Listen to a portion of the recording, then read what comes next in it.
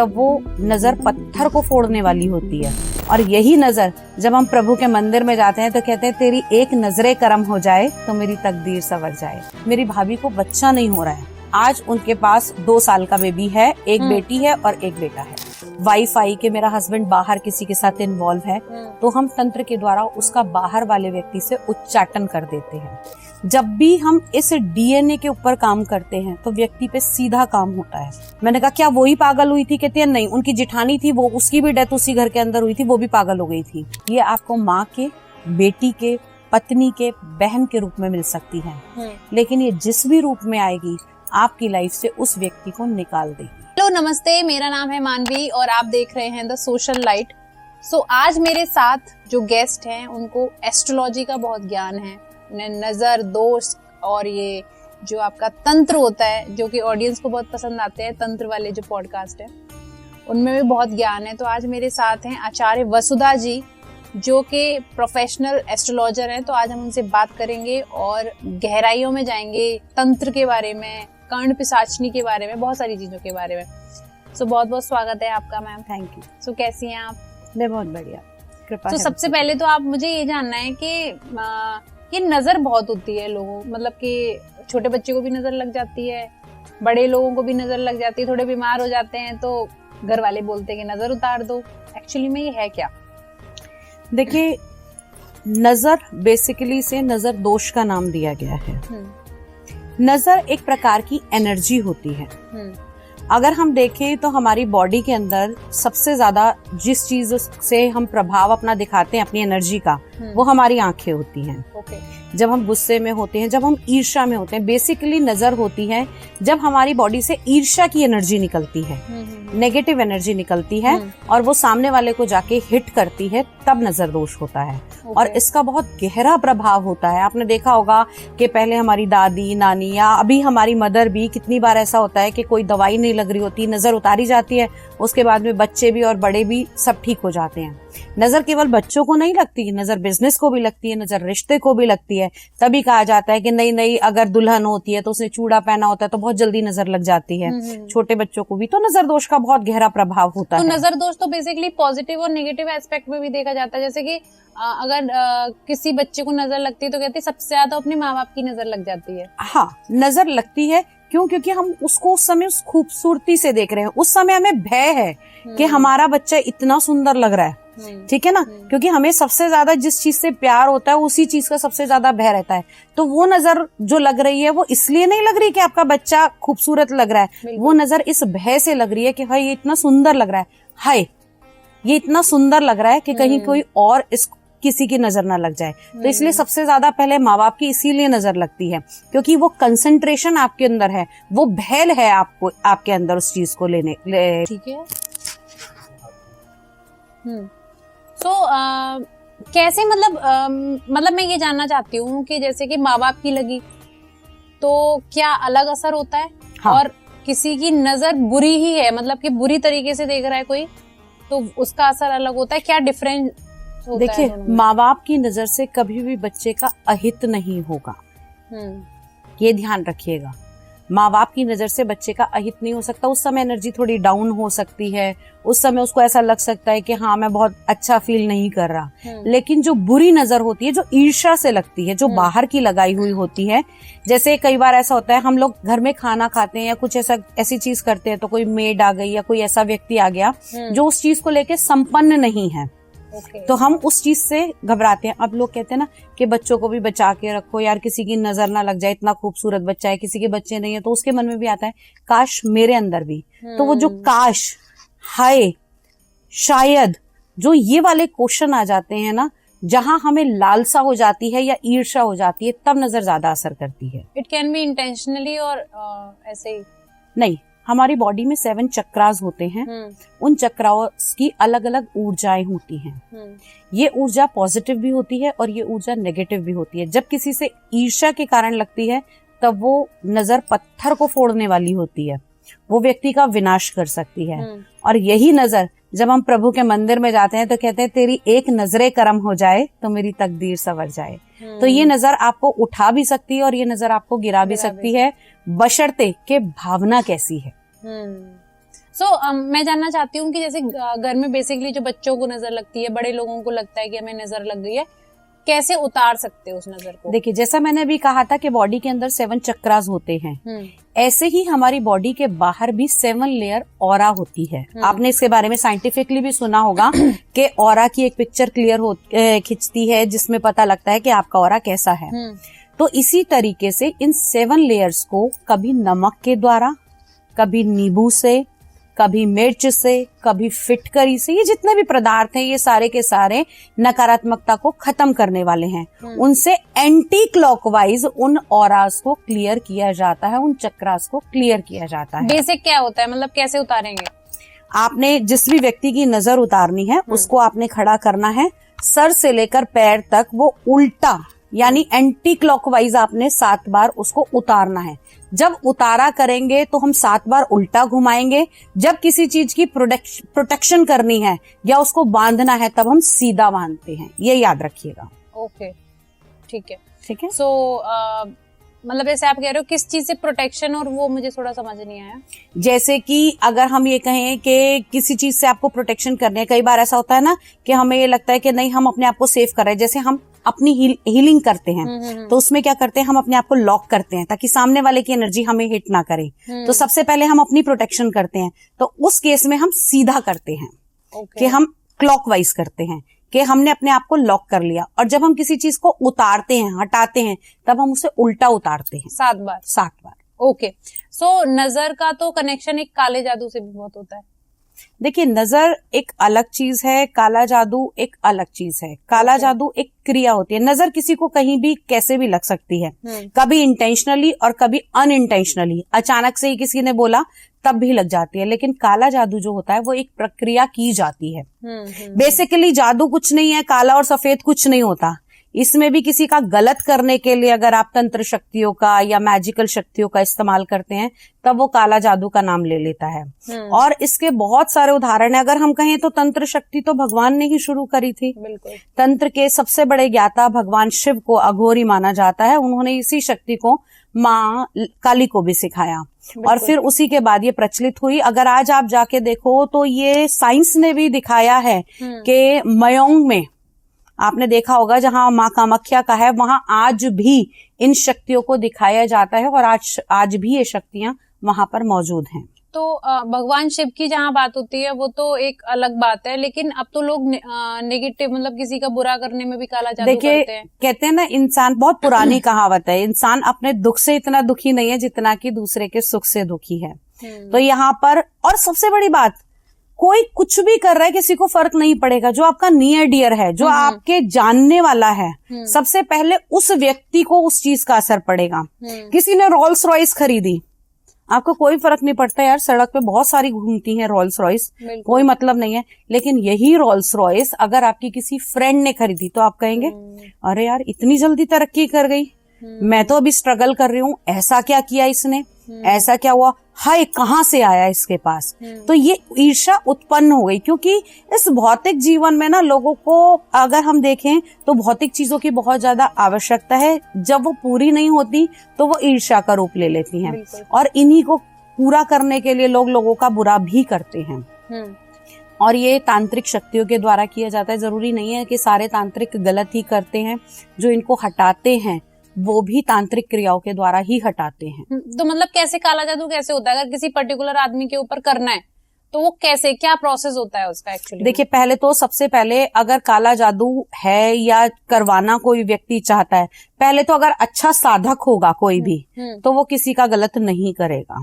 क्योंकि तंत्र की शक्ति जो बताई गई थी वो लोगों का भला करने के लिए बताई गई थी, लोगों का बुरा करने के लिए नहीं। और अगर कोई बुरा कर रहा है तो वो बेसिकली पैसे के लिए करेगा या किसी और इंटेंशन के लिए करेगा, तो उसका असर तो आएगा, लेकिन बहुत ज्यादा जो व्यक्ति करवा रहा है उसको भी भोगना पड़ेगा और जिसके ऊपर हो रहा है उसको भी भोगना पड़ेगा।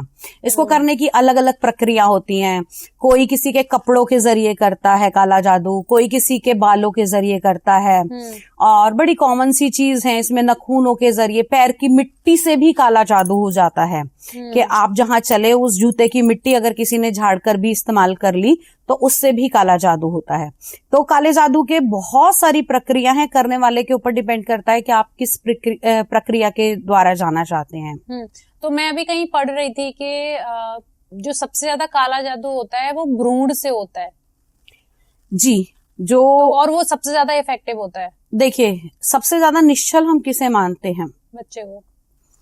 जो कुछ सोच नहीं सकता, समझ नहीं सकता, उसे जैसा ढालेंगे, जैसी कमांड देंगे वो उसके अकॉर्डिंग काम करेगा। बच्चा अगर बड़ा भी हो जाता है ना, तो सबसे पहले यही कहा जाता है तुझे यही सिखाया गया है, तुझे यही समझाया गया है, तो उसके उस भ्रूण के पास अपनी सोचने समझने की शक्ति नहीं है। आपने उसे सेलिया, इसे राजस्थान में सेवड़े विद्या भी कहा जाता है। बिल्कुल। पहले क्या करते थे लोग, बच्चों को दबा देते थे, उनको फिर तांत्रिक क्रियाएं, जो गलत क्रियाएं करते थे उनको निकाल के उनसे काम करवाते थे। उनकी जो आत्मा होती है, जो उनकी सोल होती है, उसे कंट्रोल करके उससे काम कराती थी। और वो सोल को कुछ नहीं पता होता था कि वो क्या सही है क्या गलत है, वो सिर्फ करवाने वाले के ऊपर होता था, क्योंकि यहाँ प्योरिटी थी। और बच्चे की बुद्धि ऐसी होती है, उसमें जो भरोगे वो जब तक वो काम नहीं कर लेगा तब तक वो उस काम के पीछे लगा रहेगा। ओके। सो बहुत सारी चीजें देखते हैं ना हम लोग, जब छोटे बच्चे का मुंडन नहीं होता है तो उसको कहीं अकेले नहीं भेजा जाता। घरों में, नॉर्मल घरों में ऐसा होता है कि भाई कहीं बाल ना ले ले। हाँ, तो उन चीजों से भी काला जादू बिल्कुल होता है? बिल्कुल होता है, बालों के जरिए काला जादू होता है, और ये बहुत ही खराब जादू होता है। ओके। इसमें बहुत से लोग ऐसे होते हैं जैसे जिनकी संतान नहीं होती, तो वो अगर किसी के बच्चे के ऐसे बाल मिल जाते हैं तो उसके द्वारा भी ब्लैक मैजिक करके संतान को, जिसके पास है या जिसके ऊपर से करी जाती है, उनकी संतान नहीं रहती और दूसरे व्यक्ति को संतान मिल जाती है। हालांकि इसका रिजल्ट बहुत बेकार होता है, लेकिन एक लालसा, सारी चीज घूम फिर के लालसा के ऊपर आ जाती है, स्वार्थ के ऊपर आ जाती है, तो लोग स्वार्थ में ऐसा करते हैं। ओके। सो जब हम लोग मेहंदीपुर बालाजी जाते हैं, जैसे मैं अभी भूत पिशाच की बात कर रही थी, तो मेहंदीपुर बालाजी में वहां पे आपने देखा होगा ना, कि मैं भी सुनती हूँ ये चीजें, मैं अभी तक गई नहीं हूँ, कि वहां पे बहुत सारे भूत उतारे जाते हैं। अच्छा, चलिए मैं आपको एक चीज बताती हूँ। मैं एक ब्राह्मण परिवार से हूँ और मेरे यहाँ मेहंदीपुर बालाजी की मैंने बचपन से पूजा देखी है। मेरे पिताजी साधक हैं और माँ काली की साधना मैंने आज से नहीं 7 साल की उम्र से शुरू कर दी थी। चाहे उस साधना में मैं मंत्र जाप नहीं जानती थी, लेकिन भावार्थ सेवा जो दी जाती थी, जैसे मेरे पिताजी जो पूजा करते थे, पूजा की तैयारी करना, माँ की सेवा करना, मैं इन कामों में लगी हुई थी, क्योंकि भगवान आपके भाव के भूखे हैं, तो दोनों ही की ब्लेसिंग मुझे मिली।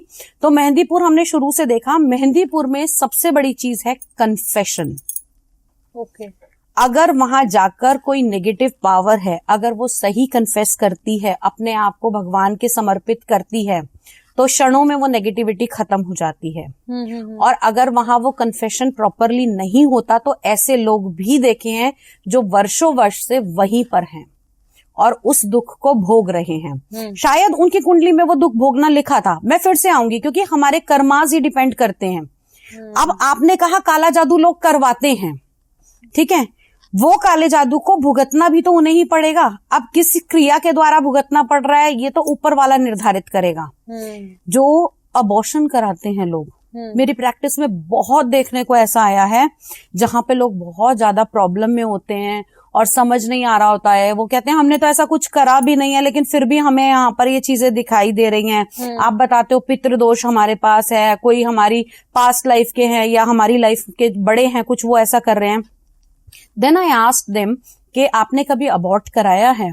Then they admitted कि यस। तो कहीं ना कहीं एक सोल थी जिसको आपने खत्म किया, तो ये भी एक अपराध है, ये भी एक पाप है, वो भी आपसे अपना बदला लेती है, क्योंकि जो बाहर आ गया उसका तो संस्करण भी करोगे, जो भ्रूण अंदर रह गया उसका आपने कुछ नहीं करा, उसको कहीं वैसे ही प्रवाहित कर दिया या कुछ भी डिसॉल्व कर दिया, वट एवर इट इज। आज की डेट में तो अबॉर्शन कराया नहीं जाता, लेकिन बहुत से लोग पहले ऐसा करते थे, जिसके भुक्त भोगी वो आज भी हैं। जब हम लोग ये जो श्राद्ध होते हैं, तो श्राद्ध के दिनों में एक डे ऐसा भी बना होता है जिसमें जो अनइंटेंशनली जो बच्चे अबॉर्ट हो गए हैं या फिर अबॉर्ट कराए गए हैं, उनका श्राद्ध किया जाता है। वो आप अमावस्या के दिन सबका ही कर सकते हैं, जो ज्ञात है उनका भी और जो अज्ञात है उनका भी। ओके। क्योंकि आजकल की जनरेशन का क्या हो गया है, आजकल लोग अपने ही बड़ों का नहीं करते तो अबॉर्टेड और जो हमारे अनमैरिड गए हैं उनको तो कोई पूछता भी नहीं है। बिल्कुल, बिल्कुल। तो वो कहीं ना कहीं मेरी प्रैक्टिस में मैंने बहुत देखा है, घर के अंदर ऐसा होता है कि हाँ बहुत ज्यादा प्रॉब्लम हो रही है, पेरेंट्स कहते हैं नहीं ऐसा कुछ नहीं है, हम तो सबका श्राद्ध करते हैं। देन अभी एक किस्सा हुआ था, एक हरियाणा के लोग थे, वो लोग जाट लोग थे, वो कहते हैं हम इन चीजों को बहुत ज्यादा मानते नहीं है। देन मैंने उनसे पूछा, कहते हैं लेकिन हमने जब से ये घर बनाया है हमें बहुत ज्यादा दिक्कतें आने लगी। वो घर बनाने से पहले मेरे से पूछने आए थे। देन आई आस्क्ड कि भाई तुम्हारा घर प्रॉपर बनेगा नहीं और मेरे को ना बहुत ज्यादा ये नरिश होता हुआ दिख नहीं रहा। देन शी सेड कि नहीं पापा ने तो बहुत पैसा लगा दिया मैम, ये तो बनेगा और हम कर लेंगे, ऐसा वैसा बहुत सारी चीजें हुई। लेकिन बाद में वो मेरे पास आई कि हम बहुत ज्यादा परेशान हैं, मेरी भाभी को बच्चा नहीं हो रहा है। ओके, ठीक है। तो मैंने उनको बोला, मैंने कहा कहीं ना आपके फोर फादर्स जो हैं उसमें ऐसा हुआ है।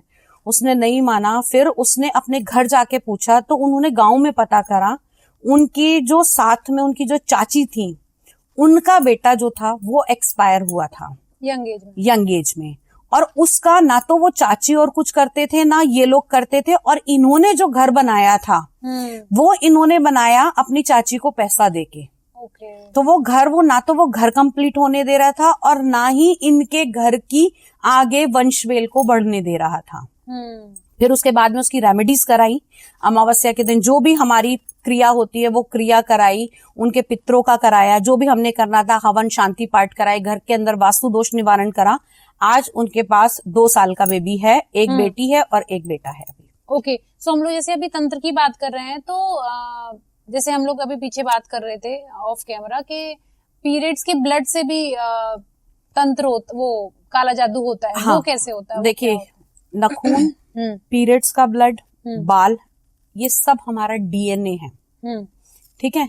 जब भी हम इस डीएनए के ऊपर काम करते हैं तो व्यक्ति पे सीधा काम होता है। तो मेरा क्वेश्चन ये है कि क्या नाखून, पीरियड्स का ब्लड या जो आप पैरों की मिट्टी कह रहे हैं, किस किस टाइप का जादू इन चीजों से अलग अलग कुछ जादू होता है या देखिए हाँ, किसी के लिए भी नकारात्मकता की जा सकती है इन सब चीजों से। और पीरियड का ब्लड इसलिए सबसे ज्यादा माना जाता है क्योंकि इस समय लेडीज का जो चक्रास होते हैं वो अनबैलेंस होते हैं और शरीर सबसे ज्यादा शिथिल होता है।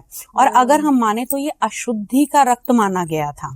कहते हैं ना कि 40 दिन के बाद अगर बेबी भी होता है तो 40 दिन के बाद में वो क्लियर हो जाता है, आप मंदिर में जा सकते हैं, यानी हमारी बॉडी ने नया सब कुछ जनरेट कर लिया, हमारा क्लीनिंग प्रोसेस खत्म हो गया। तो इस गंदगी से गंदे जादू और गंदे क्रियाएं जल्दी की जाती है। किसी को वश में करना, किसी को दूर भेज देना, खाली एक ही क्रिया नहीं होती, काले जादू के भी अलग अलग प्रकार होते हैं। किसी को मारने का, किसी को मोहन करने का, किसी का उच्चाटन करने का। षटकर्म में जो कहा गया है मारण, मोहन, वशीकरण, सम्मोहन, उच्चाटन, ये सभी इनसे किया जा सकता है। ओके, सो काला जादू और तंत्र क्या सिमिलर चीजें हैं, कुछ अलग अलग? देखिए तंत्र एक सिस्टम है। अगर मैं आपसे एक वर्ड पूछूं नर्वस सिस्टम, आप हिंदी में इसे क्या बोलेंगे? हिंदी में बता नहीं पता ना। इसका हिंदी मीनिंग होता है तंत्रिका तंत्र, यानी कि वो सिस्टम जो हमारी बॉडी के अंदर ब्लड फ्लो को पहुंचा रहा है। और तंत्र बेसिकली एक सिस्टम है जिसके द्वारा कार्य को किया जाता है। माँ काली को आप अगर बर्फी का भोग लगा रहे हैं वो भी एक क्रिया है, यही आप उन्हें मदिरा पान करा रहे हैं वो भी एक क्रिया है। डिपेंड करता है किस काम के लिए, किस तरीके से और किस भावना से आपने भोग दिए। तो तंत्र किया जा सकता है और तंत्र आसानी से होता है। ओके, सो क्या तंत्र से अच्छे काम भी होते हैं? हाँ बिल्कुल होते हैं। अब अच्छे काम में मैं आपको बताती हूँ, जैसे मैं ही काफी सारे केस करती हूँ।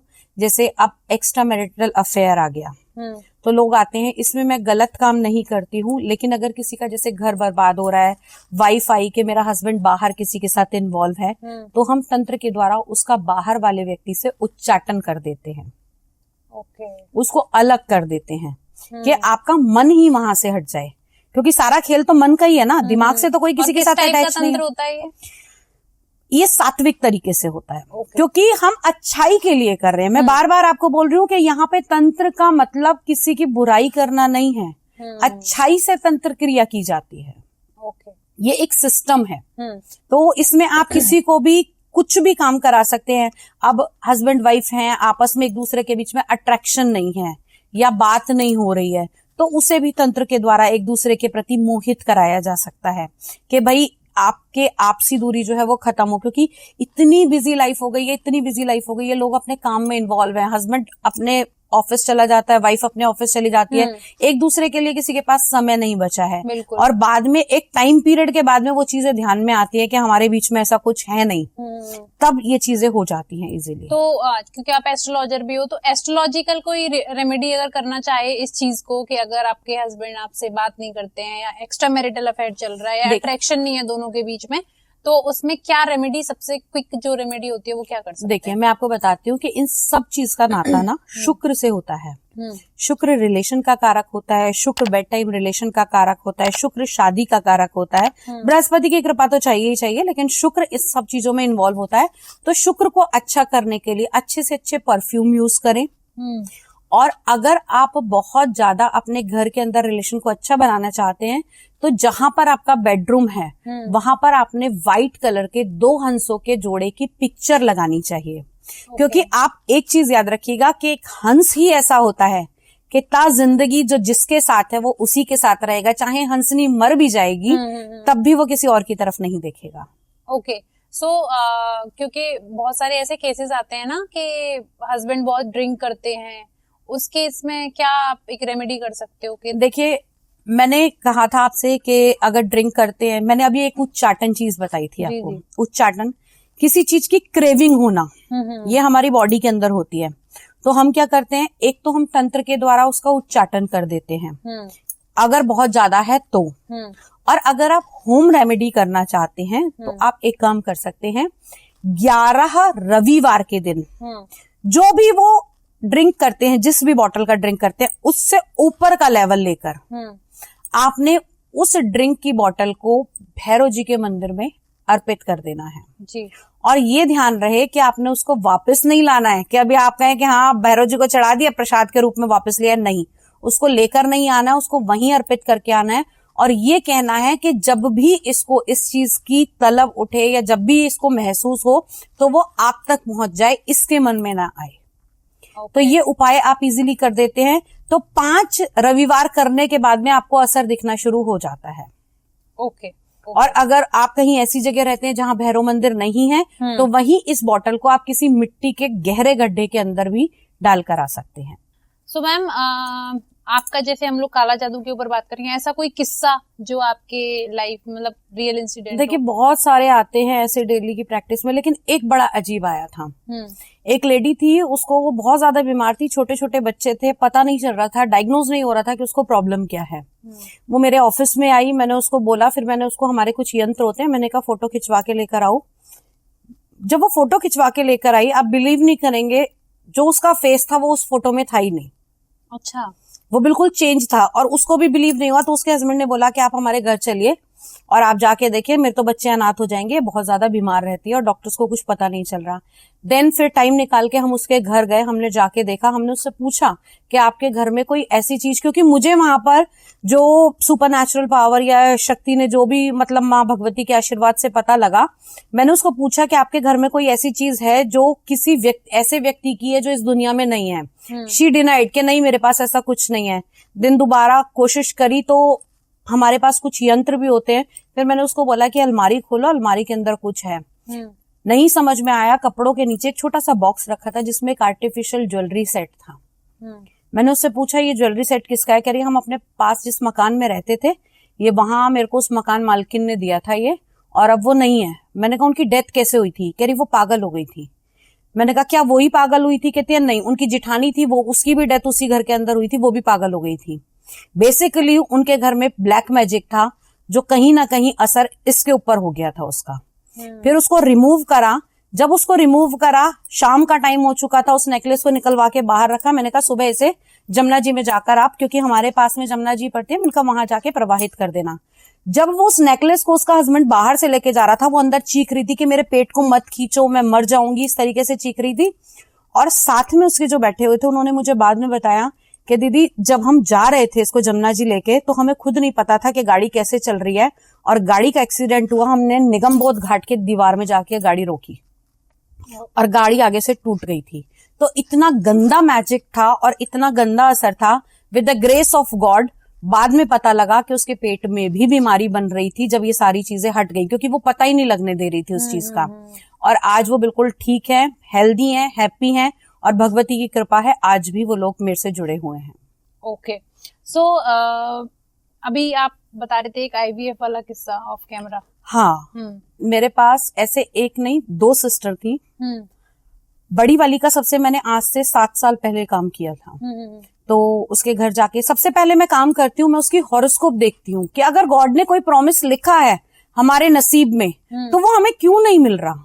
सबसे बड़ी बात यह है कि किसी चीज को तंत्र के द्वारा आप जबरदस्ती नहीं पा सकते।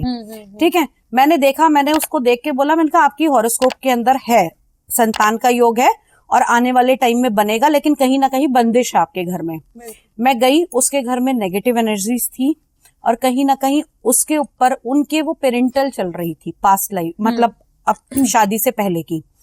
तो उसको वहां पर उसकी कोख बंधन थी, वो खोला, घर से नेगेटिविटी रिमूव करी, उससे पूछा कि आप अब बाहर जो हमारी रिस्ट्रिक्शंस होती हैं कि आप ये इतने टाइम तक ये काम नहीं करना, ये काम नहीं करना।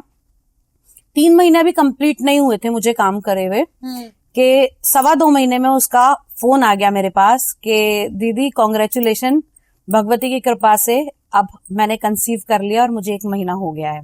Okay. उसके बेटी है, अभी अच्छी बड़ी है। तो उसकी जो दूसरी सिस्टर है उसको भी यही प्रॉब्लम हुई। उसने सिर्फ एक ही बात बोली कि एक बार दीदी से पूछ ले, अगर वो यस कर देंगी तो काम करा लियो तो हो जाएगा।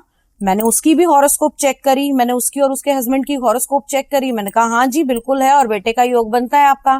कह रही नहीं दीदी मेरे 4 IVF फेल हो गए हैं, आप क्या बात कर रहे हो। और मुझे लिख के दिया है मैक्स वालों ने, you can't conceive normally. Then मैंने ये बोला कि देख 2 ही चीजें ऐसी हैं, जीवन और मरण, जिसके ऊपर वाले का हाथ है। तेरी कुंडली प्रॉमिस कर रही है कि तेरे को संतान होगी। कहती है बहुत रोई बहुत रोई, कह रही दीदी अगर ऐसा हो जाएगा ना तो मुझसे खुश कोई नहीं होगा। कह रही मैं IVF भी दोबारा करा लूंगी। मैंने उसके घर का सारा काम किया, नेगेटिव एनर्जी रिमूव करी। मैंने कहा तुझे 6 महीने लगेंगे मैक्सिमम। कहती है IVF करा लूं 6 महीने के बाद। मैंने कहा कुछ जरूरत नहीं है, अभी 6 महीने निकलने नहीं ना। कहती है नहीं। उसका 4 महीने बाद मुझे फोन आया, दीदी नॉर्मली कंसीव हो गया है and she bless with the boy baby. जब वो OT लेके जा रहे थे शी कॉल्ड मी कि दीदी मुझे OT लेकर जा रहे हैं। मैंने कहा जल्दी जाइयो बेटा आने वाला है। ओके। तो भगवती का बहुत आशीर्वाद है, अच्छे काम किए, लोगों की बहुत ब्लेसिंग मिली और कोई ऐसी लालसा नहीं है। ठीक है, जिसका काम होता है भगवती सबका काम करती है। तो ऐसे केसेस में जैसे कि जो लोग आप तक नहीं पहुंच पा रहे हैं और जो बहुत साल हो जाते हैं लोगों को ट्राई करते हुए, तो उनका बच्चा कंसीव ही नहीं हो रहा है, कोई ऐसी रेमेडी है जो वो कर सकते हैं और कंसीव हो जाए? देखिए, एक तो माँ अहोई अष्टमी की पूजा कर सकते हैं जो दीपावली के बाद में होती है। दूसरी चीज, अगर कंसीव नहीं हो रहा है, अगर आपको संतान पानी है, तो वो माँ अपने रूम में या जहां वो सबसे ज्यादा बैठती है वहां पर माता अंजनी की एक फोटो ले ले, जिसमें उन्होंने हनुमान जी को बाल स्वरूप अपनी गोदी में ले रखा है। वो उस ऑरा में रहेगी तो निश्चित तौर पर जल्दी उसको कंसीव होगा, अगर उसकी कुंडली में प्रॉमिस है संतान का। ओके। सो आजकल ना मैम बहुत सारी रील्स आपने भी देखी होंगी, हम सब लोग देख रहे हैं कि जो एस्ट्रोलॉजी बोलेंगे, जो न्यूमरोलॉजी में जो एक्सपर्ट होते हैं वो बताते हैं कि हाथ पे आप 3 नंबर या 4 नंबर लिख लो तो आपकी ऐसी लाइफ होगी, और अगर आपके पास पैसे नहीं आ रहे हैं तो हथेली पे ये नंबर लिख लो तो पैसे आने लगेंगे, लाइक दैट। तो मैं जानना चाहती हूँ ये कितना सच होता है, ये मिथ है या फिर क्या है? देखिए, अंक शास्त्र भी एक शास्त्र है। जैसे एस्ट्रोलॉजी होती है ऐसे न्यूमरोलॉजी भी होती है, इसका गहरा असर होता है। लेकिन अगर नंबर लिखने से ही व्यक्ति का सारा काम हो जाता तो लोग जॉब्स क्यों करते? सब नंबर लिख के बैठ जाते ना। तो नंबर असर करेंगे जब आप कार्मिक काम करेंगे। कोई भी एनर्जी, कोई भी नंबर आपको उस काम को करने के लिए फोर्स कर सकती है, लेकिन आपकी डेस्टिनी को चेंज नहीं कर सकती। बिल्कुल। ये एक पॉजिटिव ऑरा क्रिएट होता है, एक पॉजिटिव एनर्जी जो आपको बूस्ट करेगी। तो इसका अगर आप ये सोचो कि ये करने से जादू हो जाएगा, दैट इज नॉट पॉसिबल। ये रेमेडी करने से सिर्फ आप एक ऑरा इनहांस कर सकते हैं या उस चीज से लड़ने की शक्ति पा सकते हैं। बाकी रातों रात कोई जादू नहीं होता और ना ही ऐसा माना गया है। ओके। सो वही मैं पूछना चाहती हूँ कि एस्ट्रोलॉजिकली क्या रेमेडी कर सकते हैं अगर किसी के पास अचानक कोई तंगी आ रही है पैसों की, पैसों की कमी आ रही, तो क्या एस्ट्रोलॉजिकली रेमेडी हो सकती है? अपने घर के अंदर जो भी करेंसी का सबसे बड़ा नोट हो उसको एक फ्रेम करके लगवा दीजिए और उसकी ऑरा देखिए। आपके घर के अंदर कहते हैं ना कि धन ही धन को खींचता है, ओके। तो वो काम जरूर होता है। और आपके घर के अंदर अगर लक्ष्मी की किसी भी प्रकार से कोई भी प्रॉब्लम चल रही है तो पीले चावल रंग के माँ लक्ष्मी को अर्पित कर दीजिए और फिर चमत्कार देखिए, आपके घर में धन आने लगेगा। और रंगने किससे? हल्दी से? हल्दी से भी रंग सकते हैं, केसर से भी रंग सकते हैं। ओके। सो आजकल आपने देखा होगा, मतलब काफी बातें होती हैं इस चीज के, कर्ण पिशाचनी के ऊपर बात होती है। तो जो बागेश्वर बाबा, कुछ लोग ऐसे बोलते हैं कि जो बागेश्वर बाबा ने कर्ण पिशाचनी ले रखी है इसलिए वो सबका भविष्य बता देते हैं पहले से ही, तो उसमें क्या सच्चाई है और आपके अकॉर्डिंग क्या? देखिए, मैं किसी के पर्सनल के ऊपर कुछ नहीं कहूंगी, सबकी अपनी अपनी विद्या है, सब अपनी अपनी विद्या से करते हैं काम। लेकिन हाँ, मैं कर्ण पिशाचनी को जरूर बताना चाहूंगी, इसके इफेक्ट, साइड इफेक्ट और ये क्या और किस लिए काम करती है।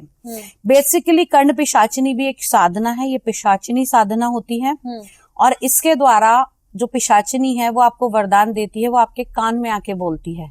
ओके, ठीक है। लेकिन पहले के समय में इस विद्या का उपयोग सिर्फ और सिर्फ वो व्यक्ति करते थे जो किसी की हेल्प करना चाहते थे, कि जैसे पहले के समय में इतने साधन नहीं थे लोगों को ढूंढने के, कोई व्यक्ति गया, खो गया, वापस नहीं आया, किसी का पता नहीं लग रहा, तो उसको ढूंढने के लिए इन सारी विद्याओं का पता लगाया जाता था। लेकिन आज का फैंसी वर्ल्ड ऐसा हो गया है कि हर कोई अपने बारे में जानना चाहता है और लोगों को अट्रैक्ट करने का सबके पास में एक छोटा माध्यम ये लगता है कि हाँ भाई ये कर लेते हैं, किसी के बारे में बताएंगे, व्यक्ति आकर्षित होगा और हमें काफी कुछ देकर जाएगा। तो ये बहुत इजी चीज नहीं है, आपको बता दूं। इसके साइड इफेक्ट ये भी होते हैं कि कर्ण पिशाचनी जो होती है इसकी साधना करने के तरीके हैं। और दूसरी चीज, ये आपको माँ के, बेटी के, पत्नी के, बहन के रूप में मिल सकती है, लेकिन ये जिस भी रूप में आएगी आपकी लाइफ से उस व्यक्ति को निकाल देगी। जी, क्योंकि इनकी पिशाचिक स्थिति होती है, ये अपना एकाधिकार चाहते हैं कि जहां मैं हूं तो मैं ही हूं। और दूसरी चीज, जब तक आप इनसे काम करवाओगे ठीक है, जब आप इनकी बात नहीं मानोगे तो ये आपकी लाइफ तक खत्म कर सकती है। तो ये इजीली ये विद्या सीख सकते हैं कोई भी? कोई बुक है या क्या है, किस चीज से सीखी जा सकती है? ये ना विद्या आजकल बहुत सारे लोग कर रहे हैं, लेकिन इसके साइड इफेक्ट इतने हैं, लोग पागल हो गए हैं इसको करने के बाद में। और पहली बात तो इतनी आसानी से ये होती नहीं है। ओके। और आपको ये हिदायत, व्यूअर्स को भी ये हिदायत देना चाहूंगी कि जो चीज छोटी और सोना दिखती है वो वास्तव में सोना नहीं होती है। कभी भी किसी गुरु के बिना, कर्ण पिशाचिनी तो क्या, कोई भी साधना नहीं करनी चाहिए। क्योंकि अगर कभी भी आपसे साधना में छोटी सी भी त्रुटि होती है तो उसके बहुत बड़े रिजल्ट होते हैं। हम साधना करते हैं, हमें वर्षों बीत गए, लेकिन आज भी हम उस चीज को निरंतर करते आ रहे हैं। किसी चीज को सिद्ध करना आसान है, लेकिन उसको संभालना उतना ही मुश्किल है। आती हुई चीजें बहुत अच्छी लगती है, लेकिन जब उस एनर्जी को आपको होल्ड करना होता है ना, उसकी डिमांड्स पूरी करनी होती है, व्यक्ति के पैरों तले जमीन निकल जाती है और अंत समय भी बहुत बुरा होता है उसका। क्योंकि क्या करोगे, अच्छे काम तो करोगे नहीं। बिल्कुल साफ सीधी सी बात, जहां मन में लालच आ गया, हर व्यक्ति अपना काम कराना चाहेगा। अगर आपके नसीब में नहीं है, नसीब से ज्यादा दोगे तो किसी का छीन के दोगे। फ्रैंकली, अगर छीन कर दे रहे हो तो कहीं ना कहीं उसका भुगतना तो आपको भोगना ही पड़ेगा। बिल्कुल। सो अभी ना आप बार बार बोल रही हैं माँ भगवती की, क्योंकि आप उनको आप उनकी ज्यादा पूजा करती हैं, राइट? देखिए, हाँ, मैं मानती हूँ कि सारा ब्रह्मांड शक्ति पर चलता है। बिना शक्ति के शिव भी शव है, राइट? आपने देखा होगा कि मोक्ष द्वार जितने बने होते हैं उन सब के बाहर शिव होते हैं। आप और मैं बात कर रहे हैं, ये भी काली की एक शक्ति है, ये भी माँ भगवती की एक शक्ति है, शक्ति का एक स्वरूप है। तो मैं उस सुपर नेचुरल पावर को मानती हूँ, उस स्वरूप को मानती हूँ, शक्ति को मानती हूँ जिसने हम सबको बनाया और उसी से सब निकल कर आए और वो ही सब में समाहित है। मानती मैं हनुमान जी को भी हूँ, कृष्ण जी को भी हूँ, लेकिन कहीं ना कहीं जो भगवती ने ब्लेसिंग दी तो वो ही एकाएक रूप मेरे को चारों तरफ से नजर आता है। और उस काम मैं जरूर दिखाई देती हूँ करती हुई, लेकिन जरिया वही बनती है। क्योंकि अगर हम लोगों के अपने बस में हो तो हम सबसे पहले अपना भविष्य बदलकर सब कुछ चेंज करें ना, लेकिन नहीं, जो हमारी डेस्टिनी है वो ऊपर वाला पहले से डिसाइड कर रहा है। अगर मुझे ये कर्म दिया है कि किसी का भाग्य आपके द्वारा बदलना है, तो वो उसके जरिए मैं मीडिएटर बन के कर सकती हूँ।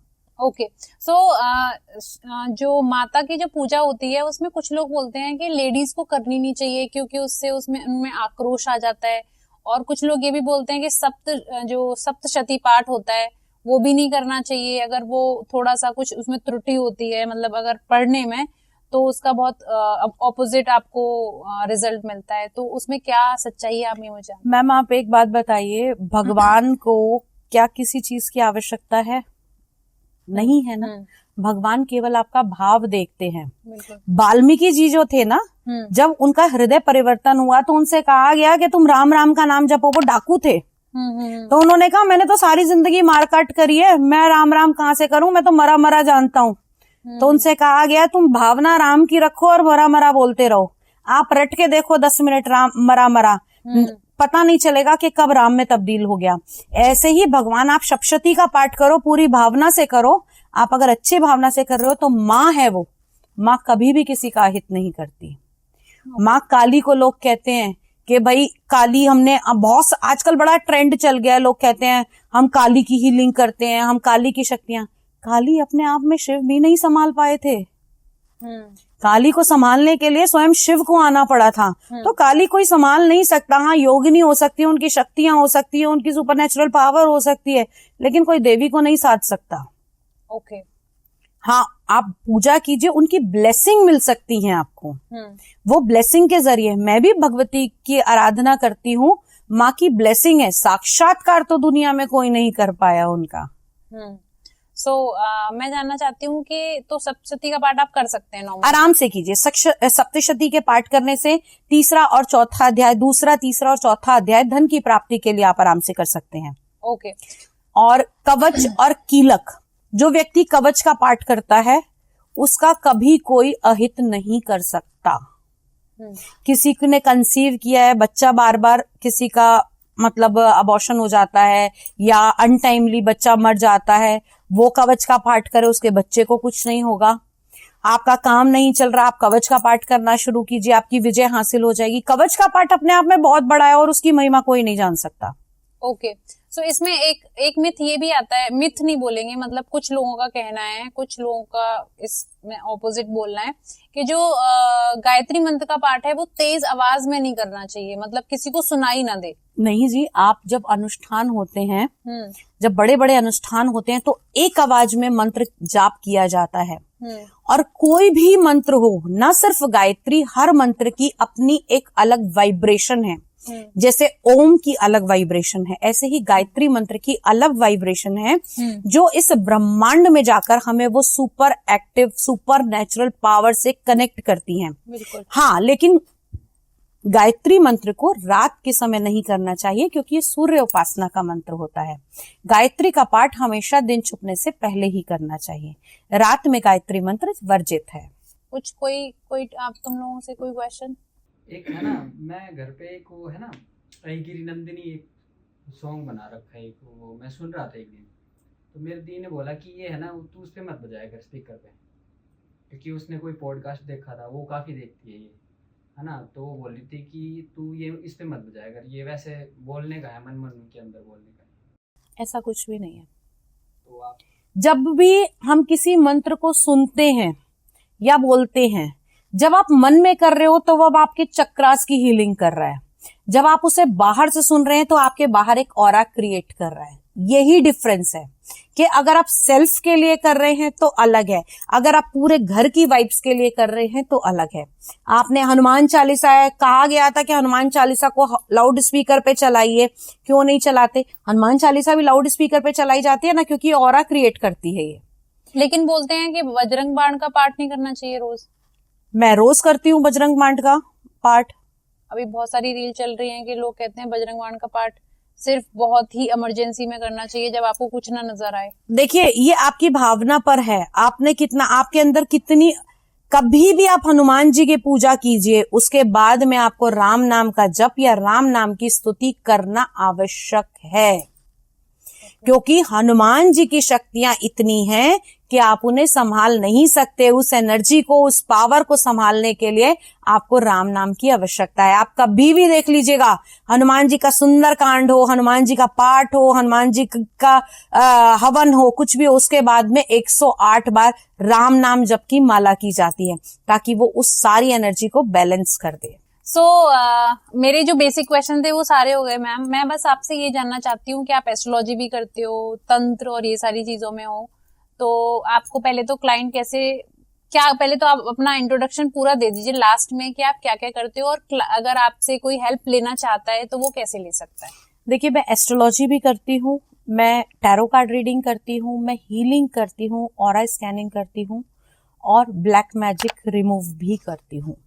Okay, right. इसके अलावा वास्तु, नेगेटिव एनर्जी, कई बार ऐसा होता है घर तो ठीक ठाक बन रहा है लेकिन नेगेटिव एनर्जी बहुत ज्यादा होती है, तो वो भी करती हूँ। तो अगर आप वो करवाना चाहते हैं, या किसी को बहुत ज्यादा बीमार हैं, दवाइयां नहीं लग रही तब भी नेगेटिव एनर्जीज होती हैं, तो उनका ऑरा बैलेंस करती हूँ। तो ये सारे काम करती हूँ। ये जय हिंद, जय भारत।